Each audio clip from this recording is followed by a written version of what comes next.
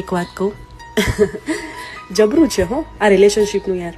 Relation તૂટે ને ત્યારે ખબર નથી પડતી, પણ ધીરે ધીરે જ્યારે દરેક નાની નાની વાતોનો હક છોડવો પડે ને ત્યારે ખબર પડે કે સાલું કંઈક તો કિંમતી ખોયું છે. સવારે પહેલું ગુડ મોર્નિંગ કહેવાનો હક, ગમે ત્યારે ફોન કરવાનો હક, ગમે ત્યારે મળવાનો હક, ગુસ્સો કરવાનો હક, રીસાવા મનાવાનો હક, અને પહેલું બર્થડે વિશ તો હું જ કરીશ એ વાળો હક. આટલી મોટી દુનિયામાં ખાલી એના જ હોવાનો હક. આ બધું જ છોડતી વખતે ને તકલીફ તો બહુ થાય છે યાર. એમાં પણ આપણને એ વેદના છે ને ક્યારે સહી ના શકાય. તમારી જોડે પણ ક્યાંક તો આવું થયું હશે ને? એક વાત કહું, જબરું છે હો આ રિલેશનશીપનું યાર.